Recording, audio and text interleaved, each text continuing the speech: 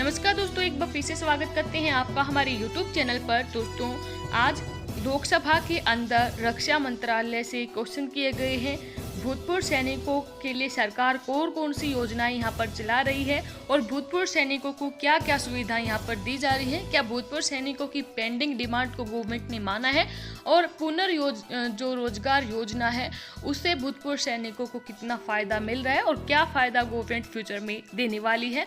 क्यों रिक्तियों को कम हो रहे हैं, ज़्यादा क्यों रिक्तियाँ नहीं बढ़ाई जा रही हैं, ये पूरी की पूरी यहाँ पर जानकारी मांगी गई है लोकसभा के अंदर कर्नल सेवानिवृत्त राजवर्धन राठौर के द्वारा।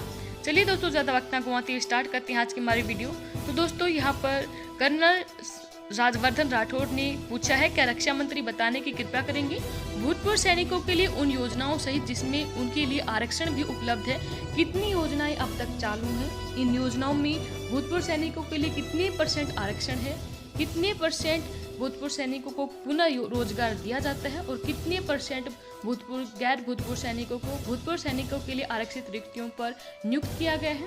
भूतपूर्व सैनिकों की कम पुनर्योजना दर के कारण क्या है। आंसर दिया गया है रक्षा मंत्रालय में राज्य मंत्री श्रीपाद नायक के द्वारा। उन्होंने कहा कि तीनों सशस्त्र बल सेनाओं के भूतपूर्व सैनिकों को पुनर्वास के अवसर उपलब्ध कराने के लिए पुनर्वास महानिदेशालय, जिसको DGR बोलते हैं, द्वारा प्रायोजित जो भूतपूर्व सैनिक पुनर्वास स्कीमें हैं उसमें है सुरक्षा एजेंसी स्कीम, ESM कोयला और परिवहन स्कीम, टिपर अटैचमेंट स्कीम, युद्ध विधवाओं निःशक्त सैनिकों के लिए टिपर अटैचमेंट स्कीम, CNG स्टेशनों का प्रबंधन, BPCL और IOCL कंपनी स्वामित्व कंपनी संचालित आउटलेटों और रिटेल पंपों का आवंटन, NCR में मदर डेयरी दुग्ध बूथों और फल एवं सब्जी दुकानों का आवंटन, नियमित LPG डिस्ट्रीब्यूशनशिप का आवंटन और रिटेल आउटलेट डीलरशिप। केंद्रीय सैनिक बोर्ड ESM विधवाओं, युद्ध विधवाओं और उनके आश्रितों के लिए कल्याण स्कीमें चला रहे हैं और इनका ब्यौरा यहाँ पर इन्होंने दिया है। देखते हैं दोस्तों, यहाँ पर कौन सी स्कीम चलाई गई हैं। इन्होंने पूरी लिस्ट यहाँ पर दी है, रोजगार स्कीम से लेकर बाकी जो भी यहाँ पर भूतपूर्व सैनिकों उनके आश्रितों के लिए योजनाएं चलाई जा रही हैं उनकी जानकारी दी है। सबसे पहले यहाँ पर इन्होंने दिया है केंद्रीय जो सैनिक बोर्ड है उनके द्वारा जो कल्याणकारी योजनाएं दी जा रही हैं वो कौन सी हैं। सबसे पहले गरीब अनुदान 65 वर्ष और उससे ऊपर के हवलदार रंग के गैर पेंशनर को दिया जाता है 4,000 रुपये प्रति माह आजीवन। शिक्षा अनुदान पहले जन्म 2 बच्चों तक लड़के और लड़कियों को स्नातक तक 1,000 रुपये और विधवाओं को यहाँ पर स्नातकोत्तर तक 1,000 रुपये दिया जाता है। पेंशनर और फैमिली पेंशनर गैर पेंशनर को हवलदार रैंक तक। अब अफसर कैडेट अनुदान केवल NDA कैडेटों के लिए है। हवलदार रैंक तक पेंशनर और गैर पेंशनर को ये 1,000 रुपये प्रति माह मिलता है। निःशक्त बच्चों के लिए अनुदान जिसमें 100% डिसेबिलिटी है 1,000 रुपये प्रति माह को दिया जाता है। गृह मरम्मत अनुदान यहाँ पर 100% जो डिसेबिलिटी वाले ESMs हैं या फिर अनाथ बच्चे हैं सभी रैंकों के लिए 20,000 रुपये दिया जाता है। बेटी की शादी के लिए 2 बेटियों तक हवलदार रैंक तक पेंशनर और गैर पेंशनर को 50,000 रुपये और विधवा पुनर्विवाह भी अनुदान यहाँ पर 50,000 रुपये दिया जाता है।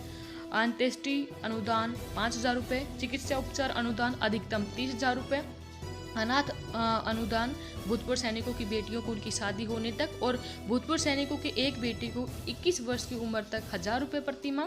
विधवाओं के लिए व्यावसायिक प्रशिक्षण अनुदान 20,000 रुपये एक बार और जो हमारे डिसेबल्ड ESM हैं उनके लिए मोबाइल उपकरण 57,500 रुपये। ये वो हमारे डिसेबल्ड ESM हैं जो सेवा के पश्चात यहाँ पर अशक्त हो गए हैं, निःशक्त हो गए हैं और जिनकी डिसेबिलिटी 50% या उससे अधिक है और जो AG शाखा RNW खंड सेरेमोनियम और कल्याण निदेशालय सेना मुख्यालयों अर्थात नौसेना वायुसेना की स्कीमों के अंतर्गत कवर नहीं है। आगे इन्होंने स्कीम बताई है होम लोन सब्सिडी। तो होम लोन पर सब्सिडी केंद्रीय सैनिक बोर्ड युद्ध पीड़ित, युद्ध में डिसेबल्ड हुए और शांति के समय कैजुअल्टी को घर के निर्माण हेतु बैंक और सार्वजनिक क्षेत्र के संस्थानों से होम लोन पर सब्सिडी के रूप में 1 लाख रुपए अधिकतम पर ब्याज के 50% की प्रतिपूर्ति करता है। प्रधानमंत्री छात्रवृत्ति योजना पूरे पाठ्यक्रम के दौरान योग्यता के आधार पर पात्र प्रतिभागियों को कुल 5500 रुपये की छात्रवृत्ति प्रदान की जाती है। युद्ध विधवाओं, युद्ध में डिसेबल्ड हुए सैनिकों के पाल्यों को प्राथमिकता दी जाती है। और छात्रवृत्ति जो है वो इस प्रकार है, लड़कों के लिए 2500 रुपये प्रति माह और लड़कियों के लिए 3000 रुपये प्रति माह है। सभी रैंकों के गैर पेंशनर एएसएम के लिए सशस्त्र बल झंडा दिवस यानी AFFD निधि से गंभीर बीमारियों के लिए अनुदान की सूची बता रखी है। यहाँ पर ये गंभीर बीमारियों की सूची है: angioplasty, angiography, CABG, open heart surgery, valve replacement, pacemaker implant, renal implant, prostate surgery, joint replacement और सेरेब्रल स्ट्रोक। अन्य बीमारी जिसमें उपचार पर 1 लाख रुपए से अधिक व्यय हुआ है, इन सभी के लिए अफसर और PBOR को क्रमशः व्यय का 75%, अफसर को 75% और PBOR को 90% रुपये तक, जहाँ पर 1.25 लाख रुपए तक अधिकतम दिया जाता है। डायलिसिस और कैंसर उपचार के लिए अफसर को 75% और PBOR को 90%, अधिकतम 75,000 रुपये प्रति वर्ष वित्त वर्ष तक अनुदेय है। आगे इन्होंने यहाँ पर दिया है सेकंड क्वेश्चन के आंसर में कि राजस्थान सरकार द्वारा कौन कौन से लाभों का विवरण है वो दीजिए। तो यहाँ पर इन्होंने राजस्थान सरकार के द्वारा भी जो लाभ दिए जा रहे हैं उनका भी पूर्ण विवरण यहाँ पर दिया है। सबसे पहले यहाँ पर इन्होंने बताया है वीरता पुरस्कार विजेताओं को नगद भूमि वार्षिक भत्ता एक मुश्त लाभ मिलता है। औद्योगिक भूखंड शेड 2%, सोल्ट प्लांट 9%, और इसी तरह काफ़ी सारी योजनाएं इन्होंने यहाँ पर बता रखी हैं, जो वीडियो के डिस्क्रिप्शन में हम आपको इसका लिंक प्रोवाइड करेंगे, आप वहाँ पर जाकर चेक कर सकते हैं।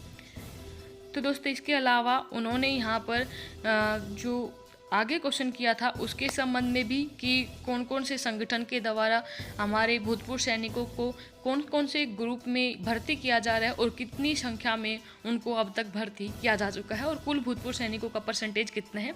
तो यहाँ पर सबसे पहले केंद्रीय सरकार विभाग का नाम है, पदों का वर्गीकरण है, जो ग्रुप C की पोस्ट है और ग्रुप D की पोस्ट है उसमें अलग अलग बता रखी है। 31 दिसंबर 2019 तक कितने % भूतपूर्व सैनिकों को लगाया गया है। कुल यहाँ पर संख्या थी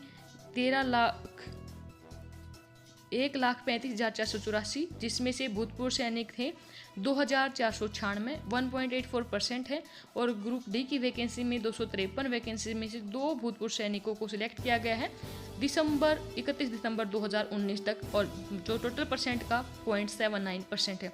ऐसे ही PSUs मतलब बैंक में बता रखा है ग्रुप सी और ग्रुप डी की वैकेंसी में कितने टोटल वैकेंसी थी, कितने भूतपूर्व सैनिकों को यहाँ पर रोजगार मिला है और टोटल कितना परसेंटेज उनको यहाँ पर दिया गया है।